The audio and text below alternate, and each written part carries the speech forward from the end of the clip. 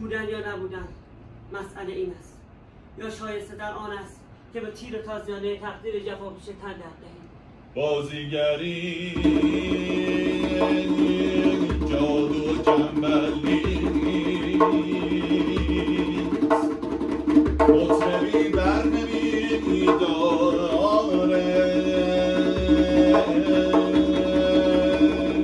خیال خوش نیست و توهم دم صبح. بازیگری همینه که هست، هستش بی نیستی و نیستیش. به شاخ گاو هندی قابل کردیم. این که نه حرف حساب پیش بره نه کتاب، پس سرگشتن موندن معجزه است. بازیگری قیامت شداد. نمیشه آروم گرفت و تو سکوت شنا کرد، نمیشه سر رو به باد داد.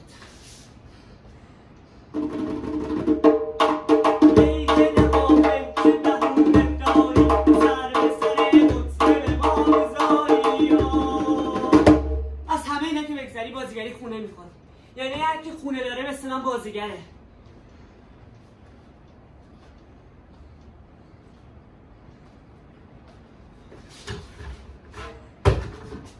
به مطربخانه جناب شکسپیر خوش آمدید. من اینجا تنها مطرب جناب شکسپیر هستم و این صورتگاه هم بازی های من. معرفی میکنم: گرترود، کلادیوس، اوفلیا، مکبث، لیلی مکبث و حمله. خب منم دلم به همینا خوشه. وقتی دلم میگیره میشینم با همین صورتگاه یه تمرین تئاتر میکنم. تمرینمون اجرا نمیشه چون تماشاگر نداریم. دلم میخواد بعد تمرین ببینم و دیگر هیچ. اما تو اون خواب میبینم دیگه خسته نیستم، آزادم، رهام. این دقیقا همون چیزی که میخوام. ولی وقتی بلند میشم میبینم مشکل همینجاست. زیرا در این اندیشه خواب مرگ پس از رهایی از آن پیکر فانی چه رویاهایی پدید میآید ما را به درنگ وامی دارد و همین مقصد اندیشه است که بر عمر ما میافزاید.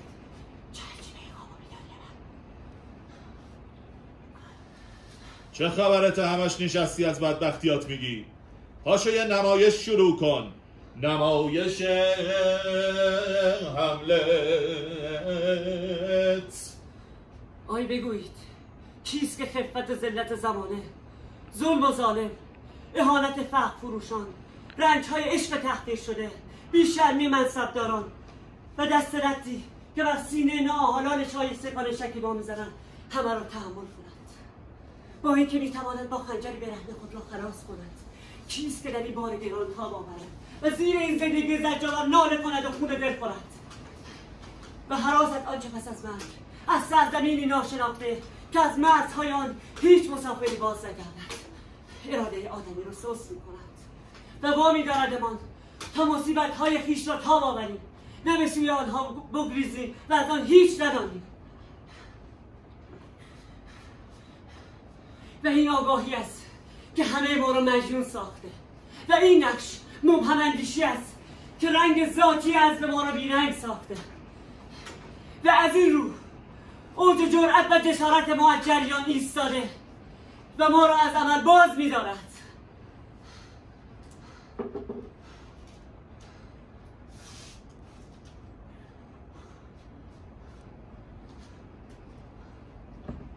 آه دیگر خاموش اوفلیای مهربان، ای پری زیبا در نیایش‌های خویش گناهان مرا نیز به یاد آر. بیچاره اوفلیا تا حالا صورتش رنگ خوشی ندیده. هر وقت که هملت بازی میکنم به قسمت اوفلیا که میرسه داستان رو عوض میکنم. قاعده ای نداره. غم اوفلیا سنگینه. بعد میشینم گریه میکنم واسه خودم، واسه شکسپیر، واسه اوفلیا. مطربخونه میشه عزاخونه. کیف میکنم و شادی و خنده. از یتیمی گل میگیرم رو سرم. یتیمی درد بی درمان، یتیمی کاری دوران، یتیمی الهی طفل بی بابا نباشد، کنار دختری گریان نباشد، دختری گریان نباشد. صورت مطربا با من میخونن، با من گریه میکنن، بعد اشکامون خوش میشه، بعد من میمونم و صورتکا و این ضرب یه درد قدیمی کنه. وقتی که نمیدونستم مرد چیه زن چیه منو گذاشتن دمه در همین مطرب خونه. گفتم بیرون نیا، آفتاب واسه سم هلاهله. منم دیگه جا خوش کرده بودم واسه خودم تو این سردا با پیر مطرب خونه. خدا بیامرزنش، تازه عمرشو داده به شما، وصیتش هم همینی است که هست. از مرشد مطرب به بچه مطرب، خونه خونه شادی و غمه. اگه غم باشه توش ظلماته، نکنه بیفتی به زاری و عبس. انگار مرشد مطرب رفته پیش جناب شکسپیر برای عرض ارادت. سفرش تموم نمیشه، اما تو چراغ راهش باش، راهش روشن بمونه. بی حرف پس و پیش قاعده بازی و حفظ کن، تنها نظر این صورتکا رو چون میمیرن، همشون با نبودنت میمیرن. جون من و جون این مطرب خونه جناب شکسپیر. منم دیگه پامو از این چارچوب پادری نذاشتم بیرون، هرچی قضا نشه.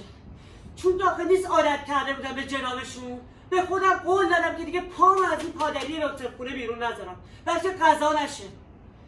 حتی برای رفع حاجت از شیوه های مدرن‌تری استفاده کردم. البته نقل قوله حرفا نبوده. فکر کنم دیگه بازی تموم شد.